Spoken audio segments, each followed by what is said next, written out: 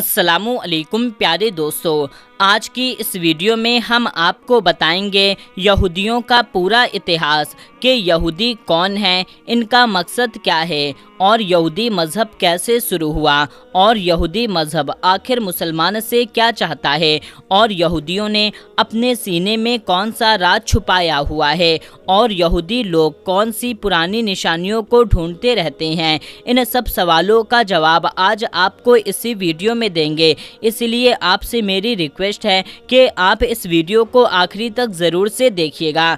दोस्तों, दरअसल यहूदी एक ऐसी बुरी कौम है जिन्होंने हजारों साल अल्लाह ताला की नाफरमानी में गुजारी है। हज़रत याकूब अलैहिस्सलाम के ज़माने से बनी इसराइल नाम से इस कौम की शुरुआत हुई। इस यहूदी कौम की हमेशा से झगड़ा फसाद करने की आदत रही है।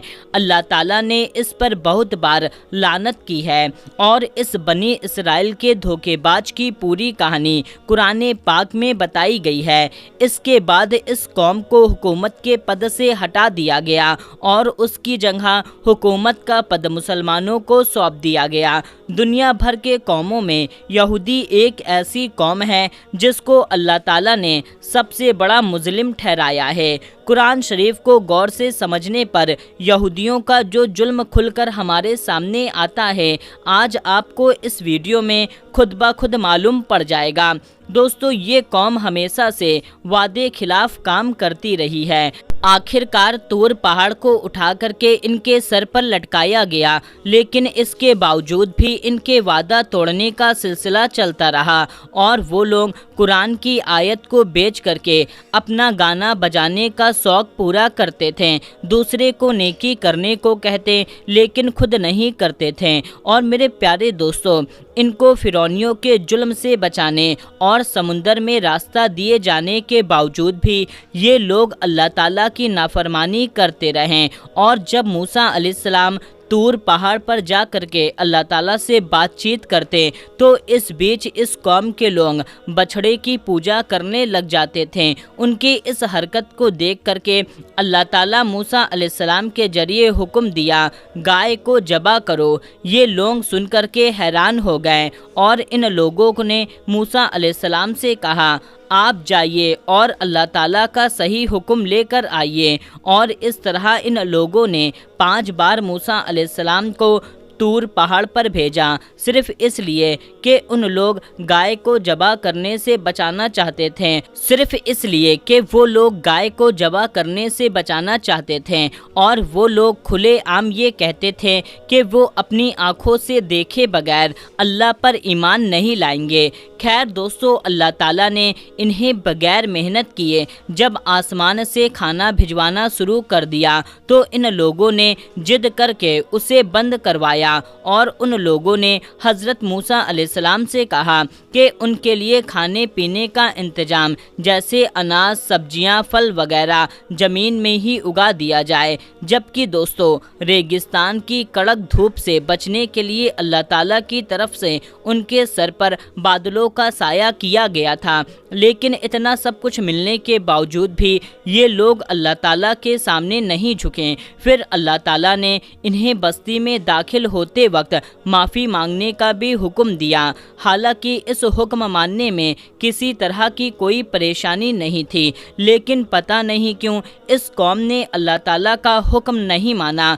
जबकि अल्लाह ताला ने अपनी रहमत से इस बस्ती को 12 कबीले के लिए अलग अलग 12 पानी के चश्मे पैदा कर दिए ताकि इन लोगों के बीच पानी को लेकर के कभी कोई झगड़ा ना हो। लेकिन इस एहसान के बावजूद भी वो लोग अल्लाह ताला के तमाम नबियों की बुराई करने में लगे रहें, आसमान से भेजे गए पैगंबरों को कत्ल करने और उन्हें फांसी पर लटकाने से भी बाज नहीं आते थे। और इन्होंने ही हज़रत यहया अलैहिस्सलाम को भी कत्ल करवा दिया था और हज़रत ईसा अलैहिस्सलाम को सलीब पर लटकाने का प्लान भी इन्हीं लोगों ने बनाया था।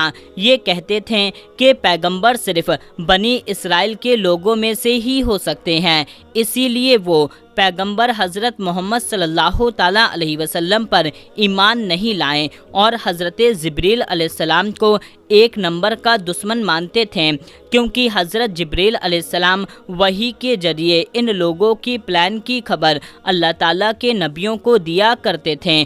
और यहूदी ये तक कहते थे कि हज़रत जिब्रील अलैहिस्सलाम नबूवत के लिए किसी गलत इंसान को चुना है, माज़अल्लाह। और दोस्तों, नबी करीम सल्लल्लाहु ताला अलैहि वसल्लम की मजलिस में इनके किसी आदमी के मुंह से सच्ची बातें निकल जाती थी तो ये लोग बाद में उसे बुरा भला भी कहते थे, और बड़े दावे से इस कौम के लोग कहते थे कि ये अल्लाह के चहते हैं और जहन्नम की आग इन्हें कभी नहीं छुएगी। हालांकि इस यहूदी कौम के आपस के झगड़े भी बहुत सख्त हुआ करते थे और ये आपस में मार काट भी किया करते थे और कबीलों में जाकर के कबीले के लोगों को बस्तियों से भी निकाल दिया करते थे, जैसा कि ये अब वो फिलिस्तीनियों के साथ कर रहे हैं। मोहम्मद सल्लल्लाहु ताला अलैहि वसल्लम के आने से पहले ये लोग एक नबी के आने की बात किया करते थे और मदीने वालों से कहा करते थे कि इस नबी को आने दो, हम तुमसे निपट लेंगे। लेकिन नबी करीम सल्लल्लाहु ताला अलैहि वसल्लम के आने के बाद वही यहूदी नबी पाक सल्लल्लाहु ताला अलैहि वसल्लम के पूरे दुश्मनों में से एक हो गए और ये लोग जादू भी सीखते और सिखाते भी थे। इसी जादू से मियाँ बीवी के बीच झगड़ा फसाद करवा देते थे और इस जादू को हज़रत सुलेमान अलैहिस्सलाम से जोड़ देते थे। हालांकि कुरान पाक में मौजूद है कि हज़रत सुलेमान अलैहिस्सलाम का जादू से दूर दूर तक कोई मतलब नहीं था, कोई ताल्लुक़ नहीं है। नबी करीम सल्लल्लाहु ताला अलैहि वसल्लम पर इन यहूदियों ने एक बार जादू भी किया था और इसके अलावा एक बार हुजूर नबी करीम सल्लल्लाहु ताला अलैहि वसल्लम को चट्टानों के जरिए से जख्मी करने की कोशिश भी की थी।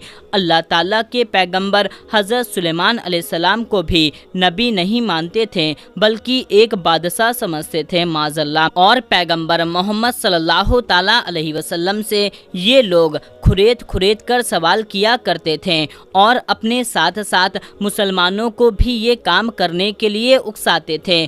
लोगों को हमेशा सच्चाई के रास्ते, हक के रास्ते और अल्लाह ताला के रास्ते से रोकते थे और लोगों का माल नाजायज़ तरीके से खा जाते थे। इन्होंने ज़मीन पर 2 बार बहुत बड़ा फसाद किया और दूसरों की बीवी से तलाक छाक करने, उनसे खुद अपनी बेटियों और बहनों के साथ बदकारी और जिनाकारी करने का इल्ज़ाम भी लगाते थे।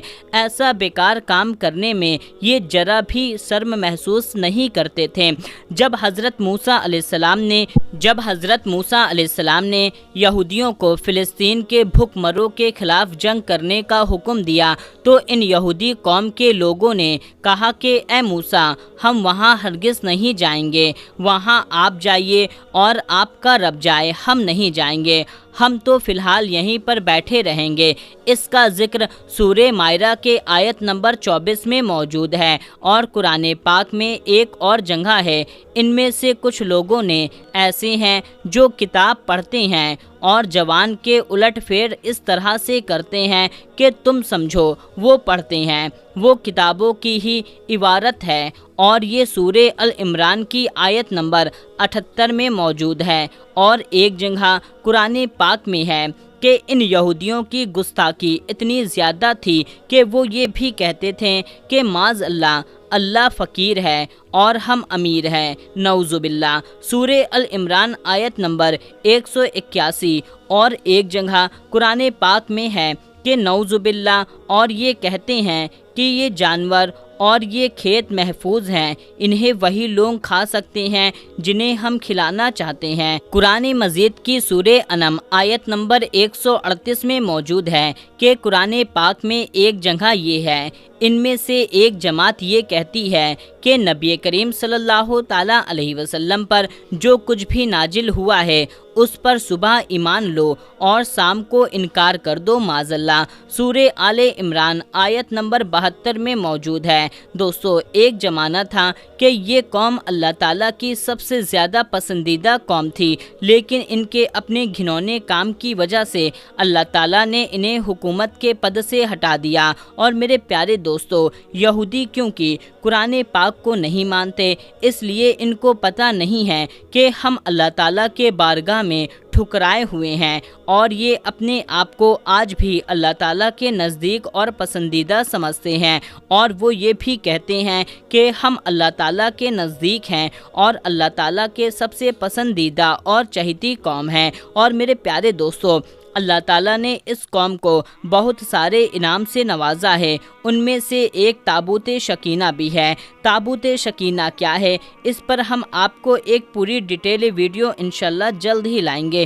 تو آپ اس ویڈیو کے ساتھ بنے رہیے۔ ملتے ہیں تب تک کے لیے، اللہ حافظ۔